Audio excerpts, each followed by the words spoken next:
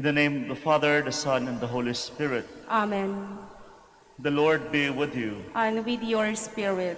Welcome to the Minor Basilica of Our Lady of the Rosary of Manaoag. And today is the fourth Sunday of the Advent season. Let us now acknowledge our sins and so prepare ourselves to celebrate the sacred mysteries. You were sent to heal the contrite of heart. Lord, have mercy. Lord, have mercy. You came to call sinners. Christ, have mercy. Christ, have mercy. You are seated at the right hand of the Father to intercede for us. Lord, have mercy. Lord, have mercy. And may Almighty God have mercy on us, forgive us our sins, and bring us to everlasting life. Amen. Let us pray.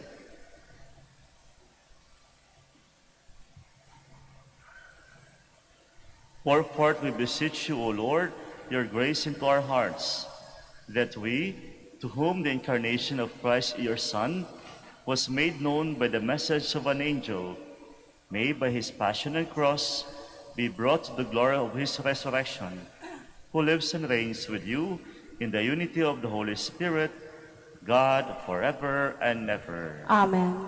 Please be seated. The prophet Micah prophesies the birth of the shepherd king in Bethlehem, the birthplace of King David. This prophecy will direct the Magi from the east to Bethlehem, where they will worship the child Jesus. A reading from the book of the prophet Micah. Thus says the Lord, you Bethlehem, Ephratah, too small to be among the clans of Judah. From you shall come forth for me one who is to be ruler in Israel, whose origin is from of old, from ancient times.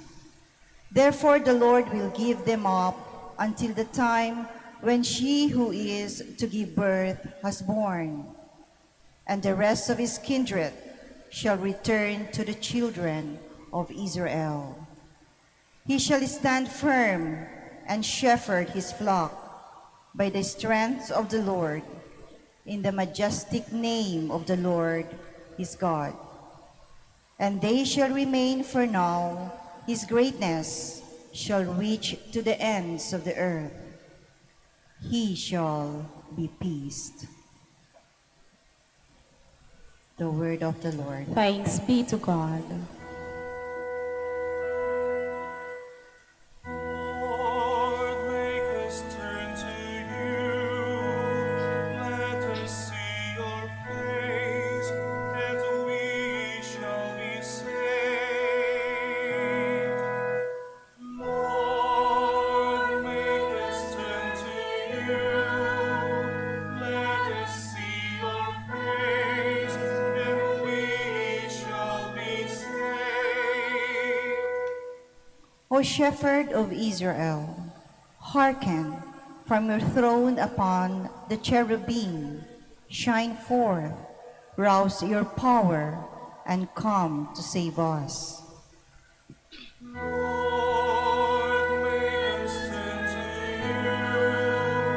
Let us see your face, and we shall be saved. Once again, O Lord of hosts, look down from heaven and see. Take care of this vine and protect what your right hand has planted, the Son of Man, whom you yourself made strong. Lord, make us turn to you. Let us see your face, and we shall be saved. Make your help be with the man of your right hand, with the Son of Man, whom you yourself made strong. Then we will no more withdraw from you. Give us new life, and we will call upon your name. Lord, make us turn to you.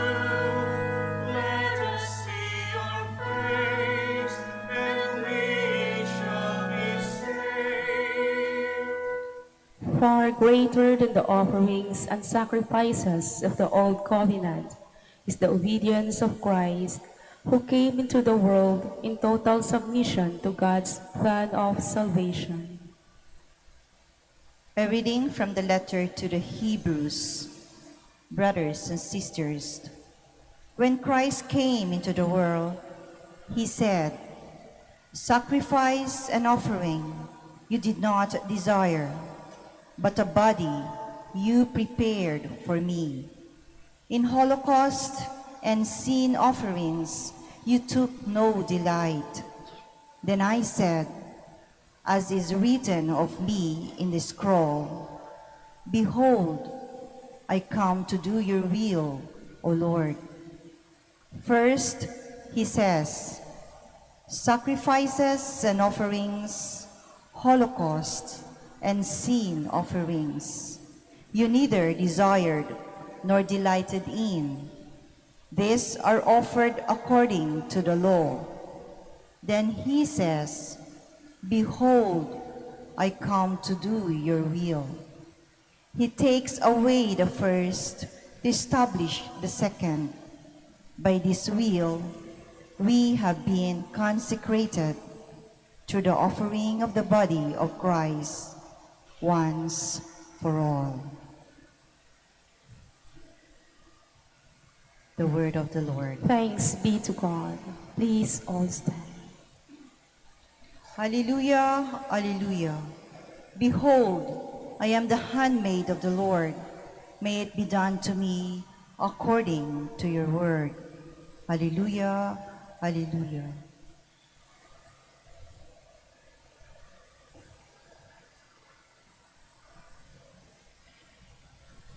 The Lord be with you. And with your spirit. A reading from the Holy Gospel according to Luke. Glory to you, O Lord.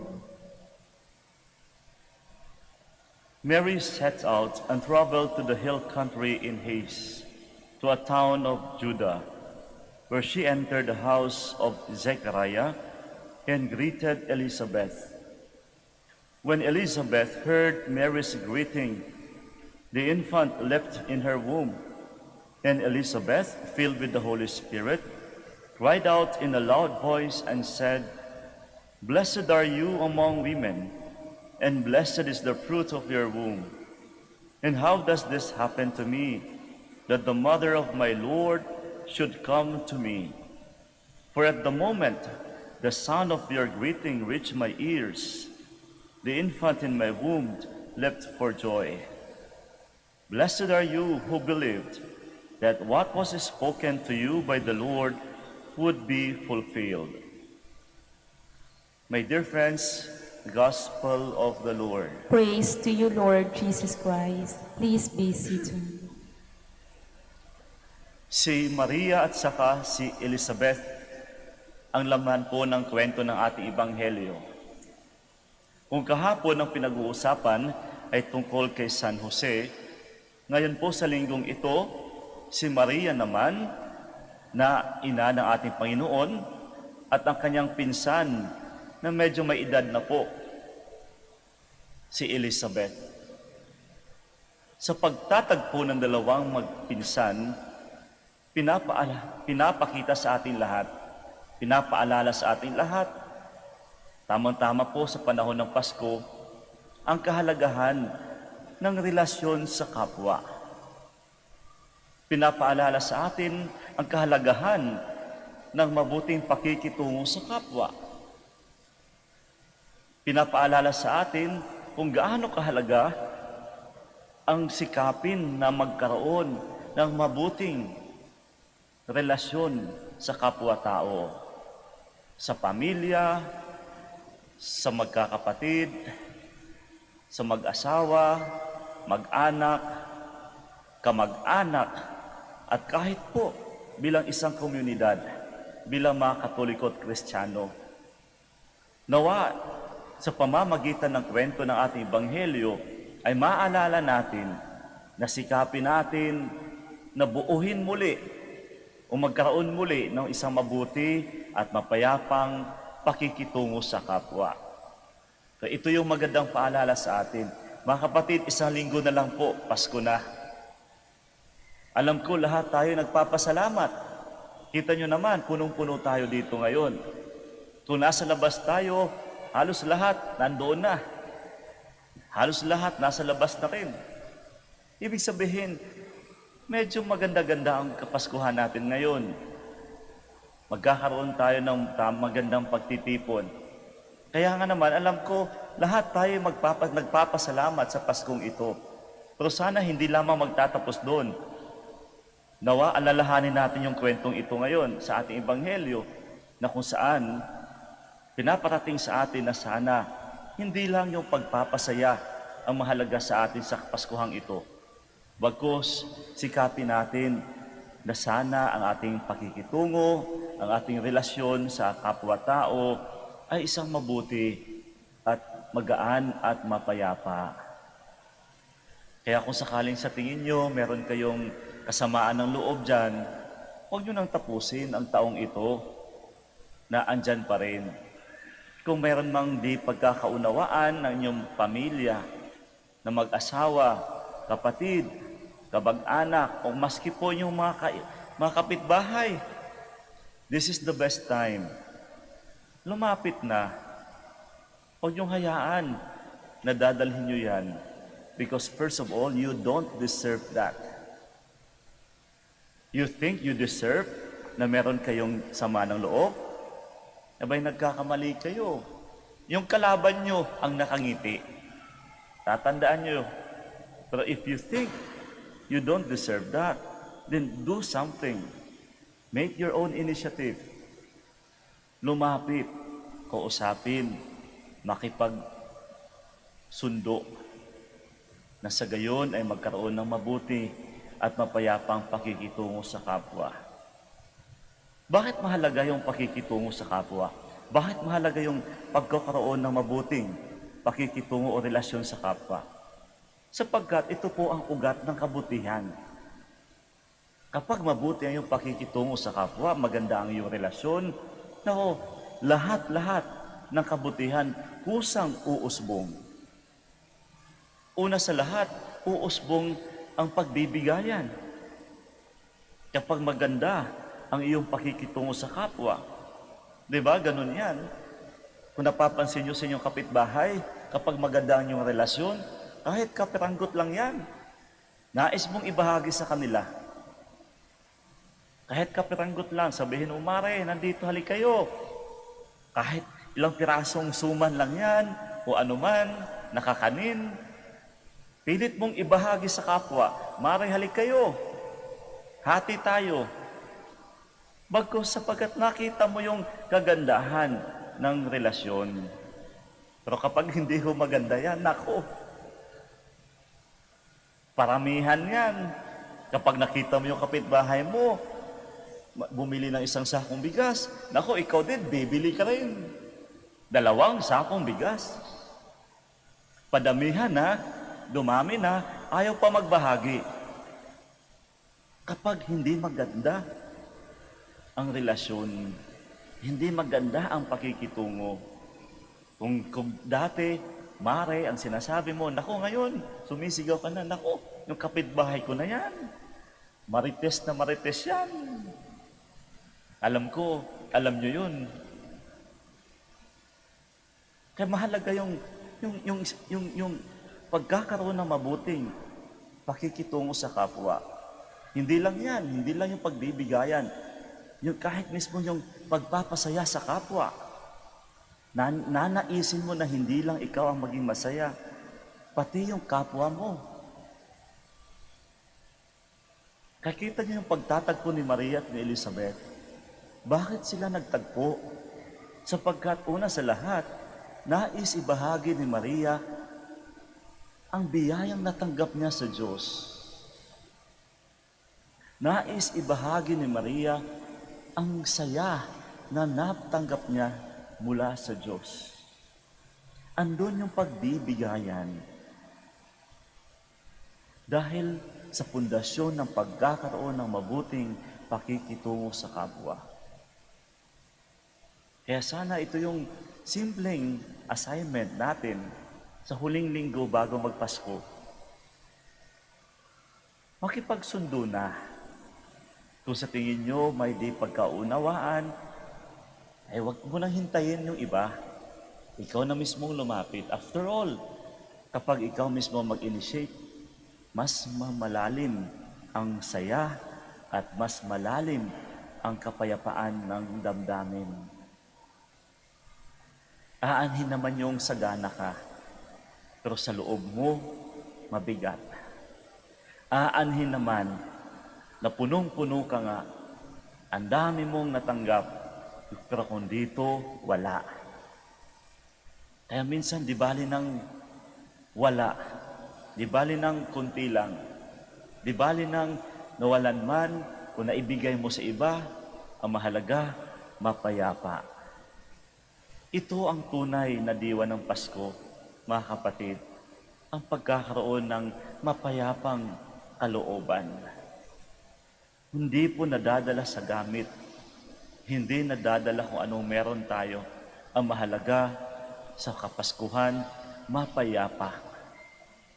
Pinakita po mismo sa eksena ng sabsaban, hindi pagkakaroon ng material na bagay. Ang mahalaga, mapayapa.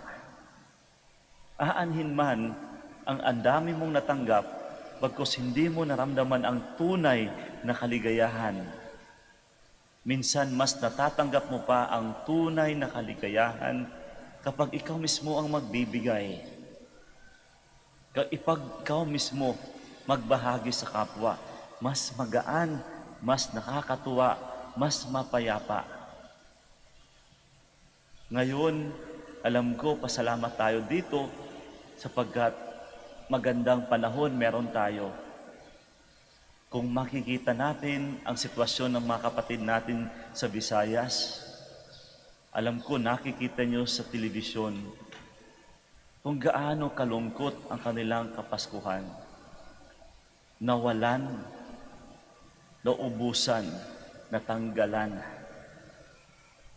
Kaya sana alalahanin natin sila kung kaya natin magbahagi kahit simpleng bagay lamang, magbahagi tayo. Sapagkat kusang kabutihan lamang ang uusbong sa pagbabahagi. Kaya muli po mga kapatid, nitong pang-apat na linggo ng Adbyento, huling linggo po ng Kapaskuhan, bago magpasko, sa eksena ng ating Ebanghelyo, si Maria at saka Elizabeth, simple lang ang pinapaalala sa atin. Ayusin at ang magkaroon ng mabuting relasyon sa kapwa. Kung kaya natin gawin, gawin na natin ngayon. Kung kaya natin tawagan, kausapin, gawin na natin ngayon. Ang pakikipagsundo, ang pagkakaroon ng mabuti, ang pagsabi ng sorry at salamat. Ito ang pinakita ni Maria at ni Elizabeth sa ating Ebanghelyo. Sapagkat ang pagiging mabuti, nothing to lose. Nothing to lose sa pagiging mabuti. Pero sapagkat ang pagiging mabuti, tiyak, you will always gain. Kaya huwag tayong matakot na lumapit, kumausap, tumawag sa mga taong sa tingin natin nasaktan natin. O di kaya sa mga taong sabihin natin, nagkaroon ng di pagkakaunawaan. This is the time. Pasalamat tayo. Sagana tayo. Pasalamat tayo, maganda ang panahon. Pasalamat tayo, malusog tayo. Pasalamat tayo, andito tayo. May mga kababayan tayong nawalan, nasaktan, iniwan. Kaya tayo nasagana at nakatanggap ng biyaya, sulitin na natin na nawa ang ating relasyon sa kapwa, sa pamilya, sa kamag-anak ay isang mapayapa din. Sapagkat ang tunay na diwa ng Pasko ay ang pagkakaroon ng mapayapang kalooban.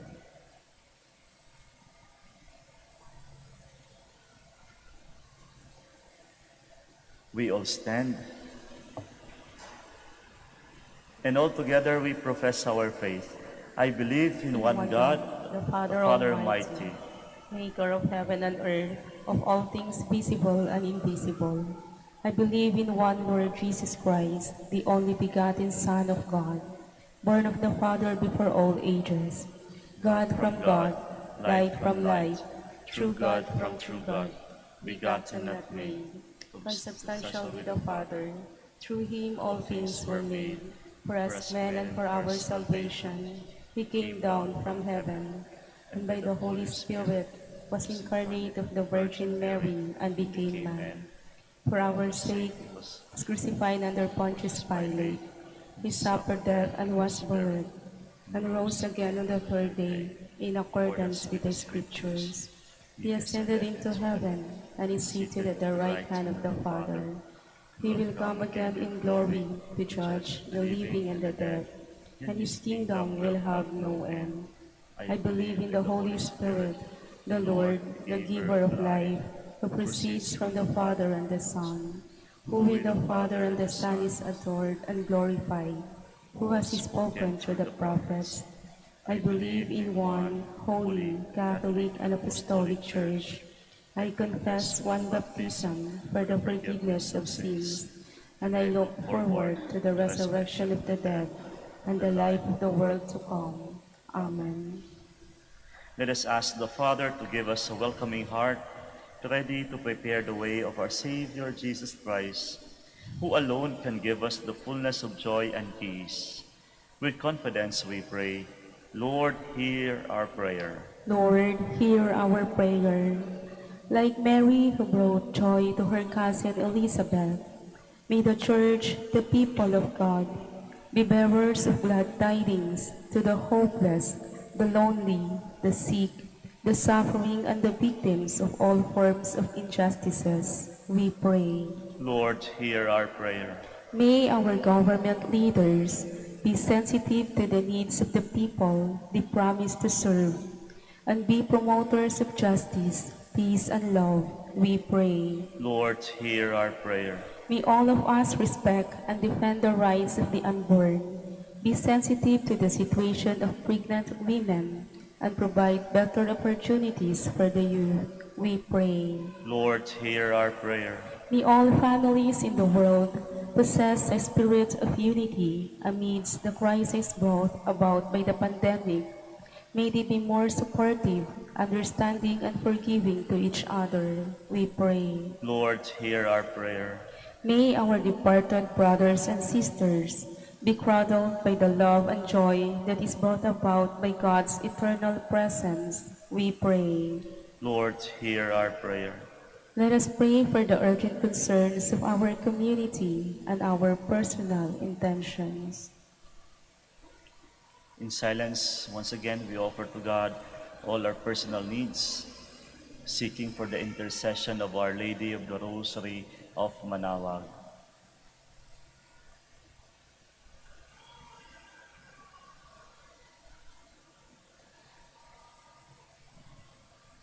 Father, heed the prayer of your people, strengthen our weak knees and fickle hearts, that we may receive you with joy and renewed strength. We ask this through Christ our Lord. Amen. Please be seated.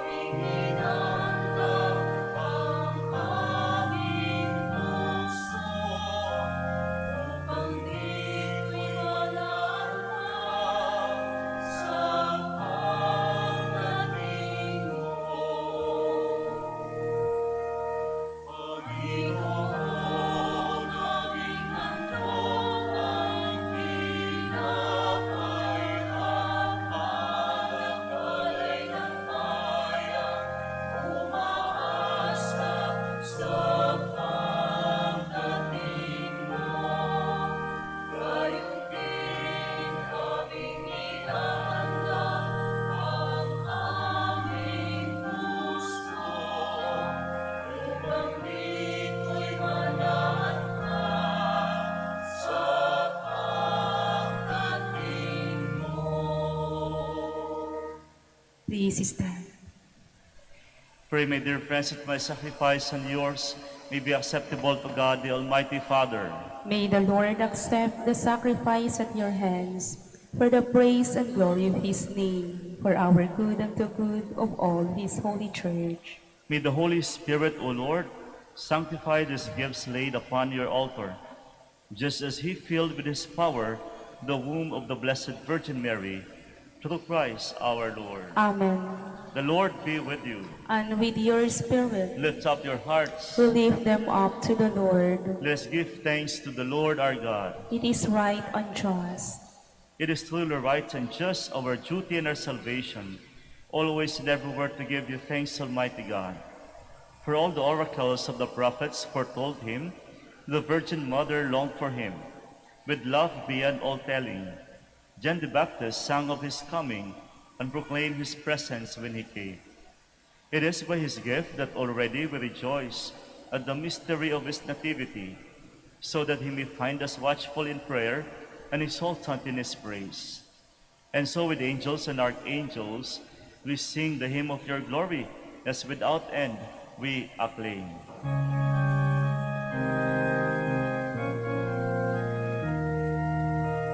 Santo, Santo, Santo, Panginoong Diyos ng mga hukbo, napupuno ang langit at lupa, nagkakakilaan mo. Hosanna, Hosanna sa kaitaasan, sa kaitaasan.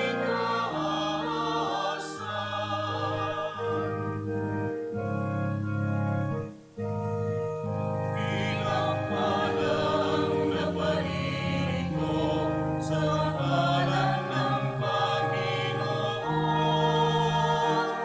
Hosanna, Hosanna sa kaitaasan, sa kaitaasan, sa kaitaasan. Please kneel.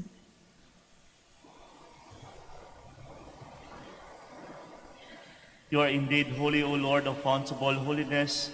Make holy, therefore, these gifts, we pray, by sending down your Spirit upon them like the dewfall, so that they may become for us the body and blood of our Lord Jesus Christ. At the time he was betrayed and entered willingly into his passion, he took bread and giving thanks broke it, and gave it to his disciples, saying, Take this, all of you, and eat of it, for this is my body, which will be given up for you.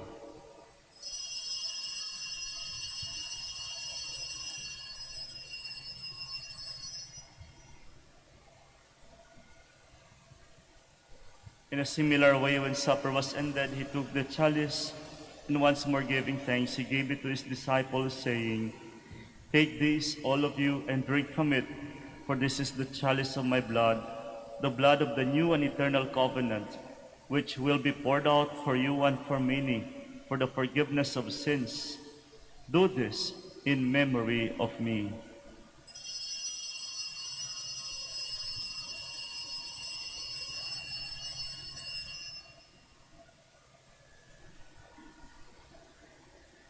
The mystery of faith. When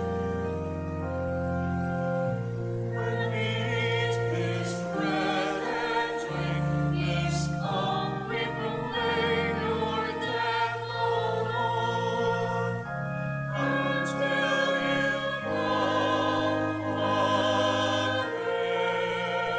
again. Therefore, as we celebrate the memorial of his death and resurrection, we offer you, Lord, the bread of life and the chalice of salvation, giving thanks that you have held us worthy to be in your presence and minister to you. Humbly we pray that partaking of the body and blood of Christ, we may be gathered into one by the Holy Spirit. Remember, Lord, your church spread throughout the world, and bring her to the fullness of charity, together with Francis our Pope, Socrates our Bishop, and all the clergy. Remember also our brothers and sisters who have fallen asleep in the hope of the resurrection, and all who have died in your mercy. Welcome them into the light of your face. Have mercy on us all, we pray, that with the Blessed Virgin Mary, the Mother of God, Saint Joseph, her spouse, with the blessed apostles, and all the saints who pleased you throughout the ages, we may merit to be co-heirs to eternal life, and may praise and glorify you through your Son, Jesus Christ. Through him, and with him, and in him, O God, Almighty Father, in the unity of the Holy Spirit, all glory and honor is yours, forever and ever.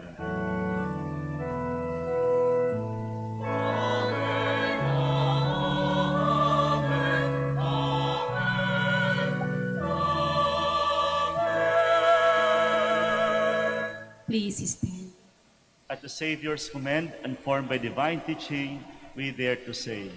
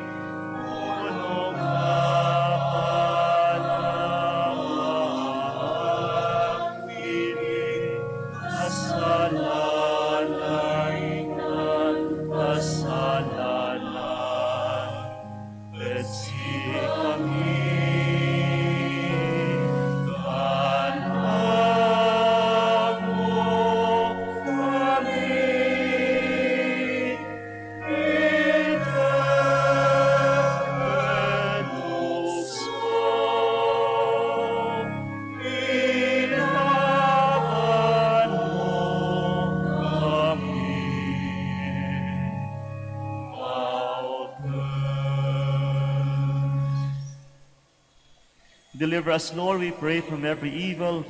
Graciously grant peace in our days, that by the help of your mercy we may be always free from sin and safe from all distress as we await the blessed hope and the coming of our Savior, Jesus Christ.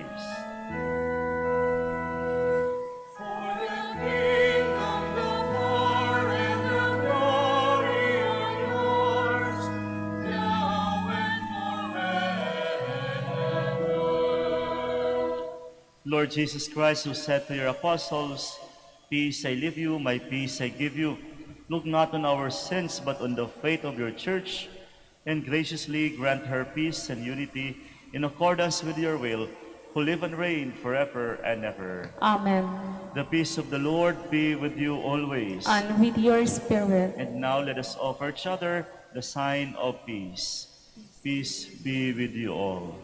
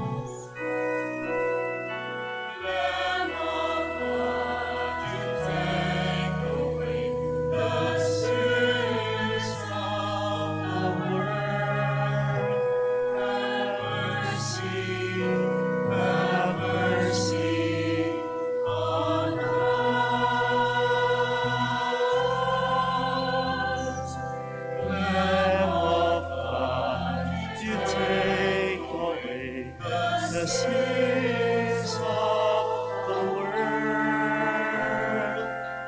Grant us peace. Grant us peace. Please kneel. My dear friends, behold the Lamb of God. Behold him who takes away the sins of the world. Blessed are those called to the supper of the Lamb. Lord, I am not worthy that you should enter under my roof, but only say the word, and my soul shall be healed.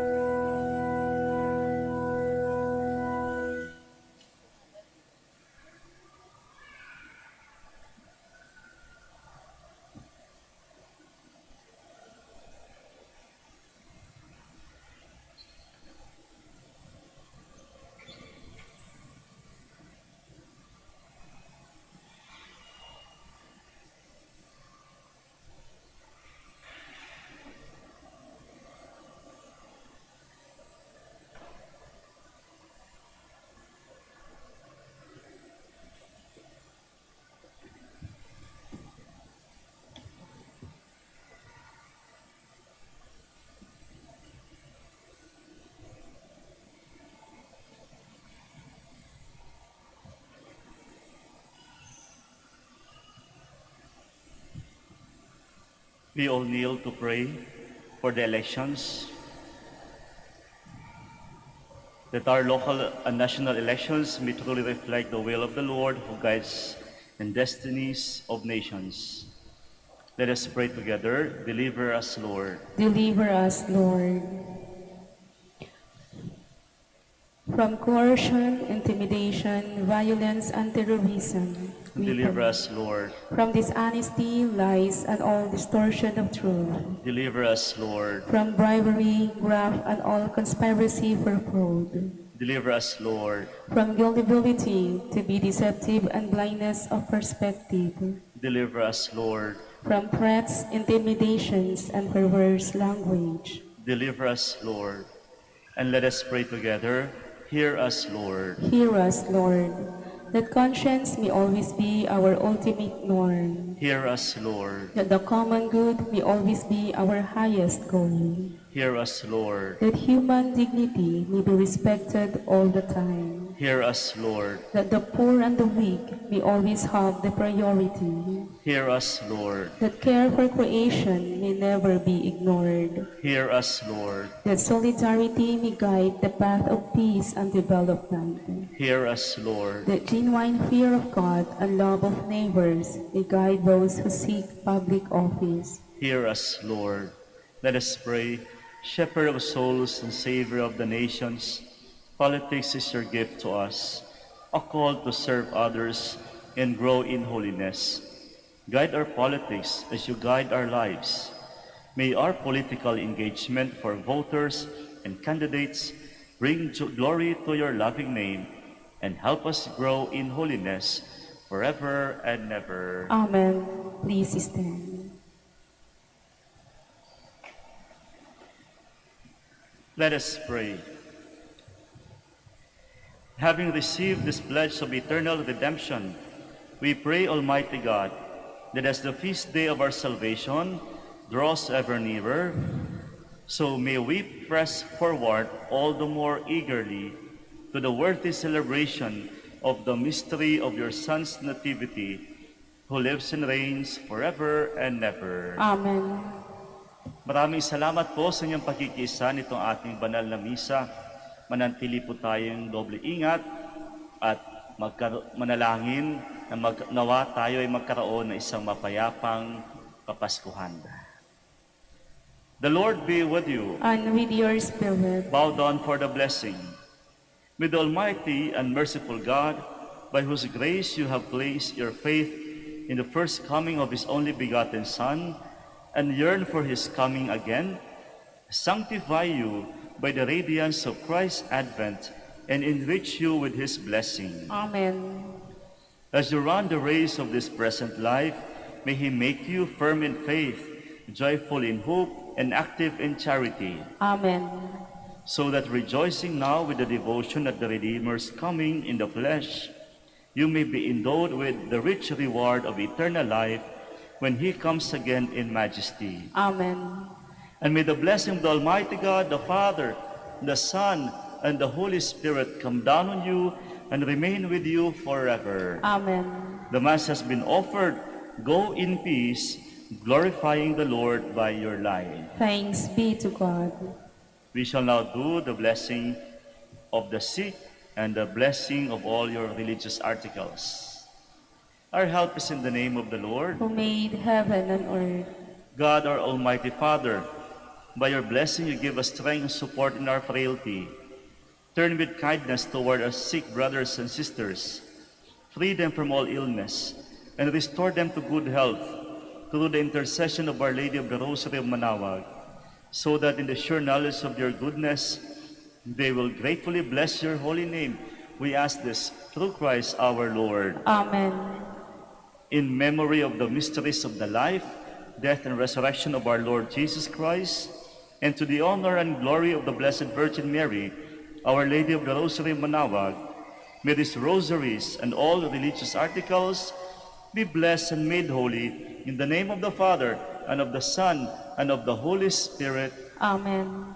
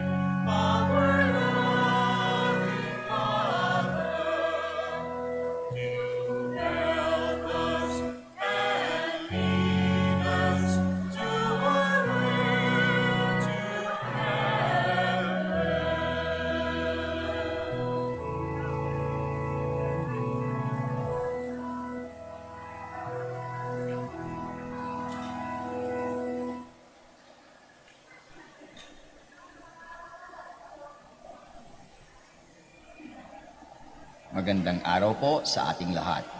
Panatilihin po natin ang physical distancing at siguraduhing maayos ang pagsuot ng ating face mask.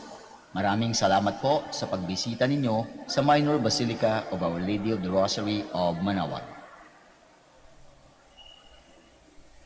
Magandang araw po sa ating lahat.